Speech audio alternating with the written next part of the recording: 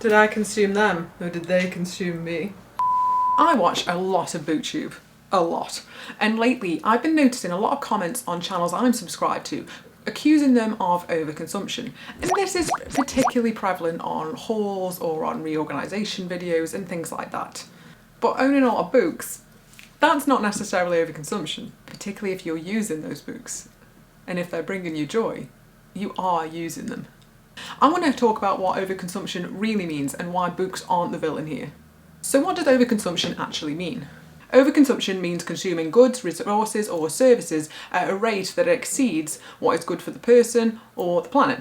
Sometimes people misuse overconsumption to shame people who are buying things that they deem non-essential. And this often ignores the context, such as income level, accessibility, mental health, or just the person's general enjoyment. And the key is balance and sustainability, not deprivation. Now, overconsumption is a valid concern, but it's interesting that the internet only really focuses on it in waves. Basically, overconsumption is trending. The internet tends to do this performative outrage.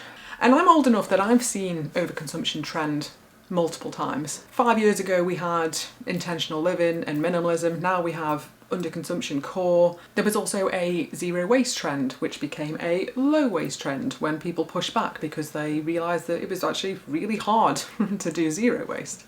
So why do people care what other people are spending their money on? Now, the only valid reasons I can see is if it harms the planet or if it harms other people, because those are things that we should all be concerned about. Well, let's talk about harming the environment first. So are books using resources? Yes, physical books use resources to produce. But you know what else does? The smartphone or the laptop or the tablet or whatever it is that the person typing their pithy little comment is writing on. There's a real pattern in online spaces where people focus on what I would think of as the aesthetic consumption. So people focusing on people doing hauls.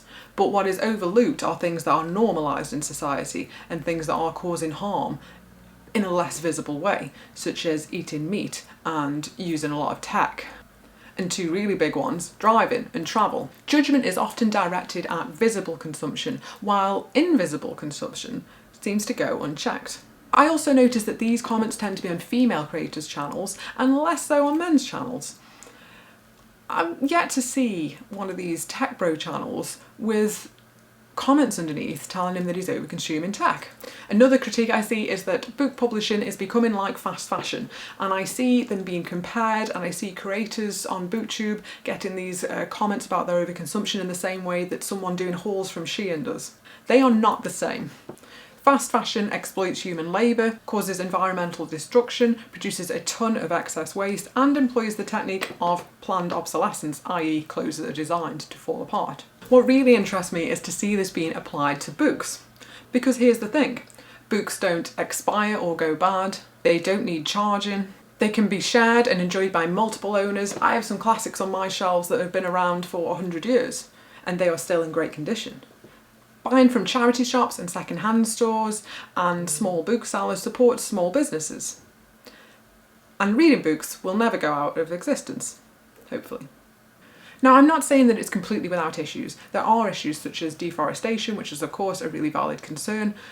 And there's also the carbon footprint caused by printing, distribution and returns. However, many publishers now use FSC certified paper and plant-based ink, so there are definitely things that are mitigating any harm that books are causing. Any mass production will have some environmental impact. However, the context and the consequences are incredibly different. And overall, when compared to other things, it's just not a big a deal. Me buying 20 books, billionaire using a private jet.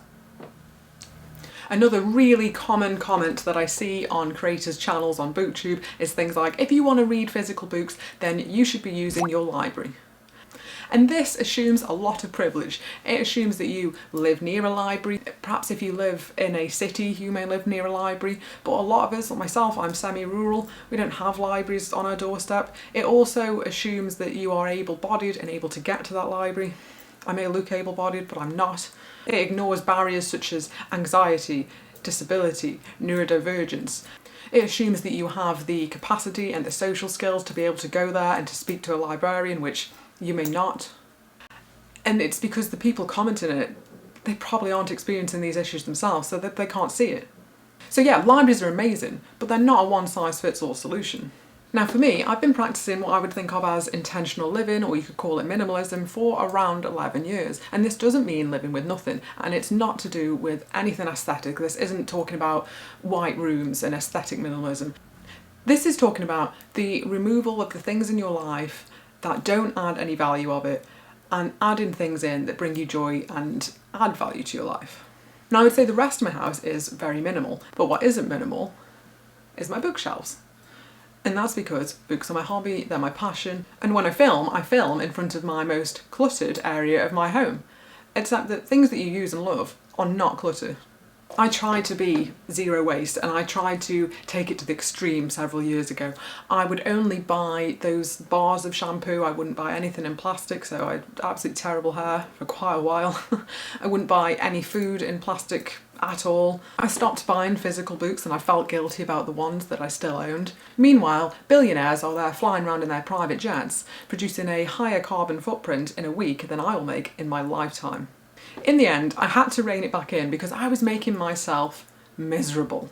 I also wanted to add that never in the history of humankind has shaming someone ever produced meaningful change. It doesn't. All it does is make that person dislike you. They're not going to change their behaviour because of you. They're more likely to do that if you go in and you have an actual discussion with the person and you try and see their point of view and where they're coming from.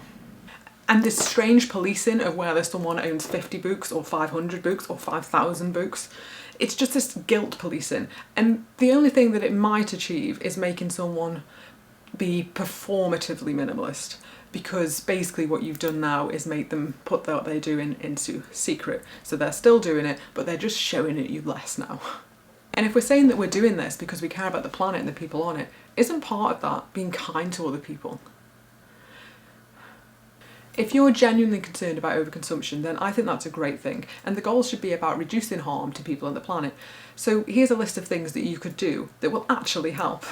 Write to your MP about environmental policies. Support legislation that regulates corporations. Choose sustainable options in ways that make sense for you in your own life. And don't hold yourself to perfection, because perfection doesn't exist. And remember that it's okay if you buy books. It's okay if you love the smell of a new book. It's okay if you want to read physical books. It's okay if books bring you joy. And it's okay if people don't understand. If you're buying books that you want to read and you're buying them thoughtfully and intentionally, then that is the opposite of overconsumption. I'm intentional in how I live and in what I bring into my home, and I care about sustainability, but I'm not going to apologise for choosing joy, especially when that joy is thoughtful and low impact and brings a lot of meaning into my life. If you love books too, and you love having books around you, I hope you feel no shame in that, and I hope you don't allow anyone to make you feel shame in that. We all deserve a life that feels meaningful, and if that life includes a few full bookshelves, then so be it. Did I consume them, or did they consume me?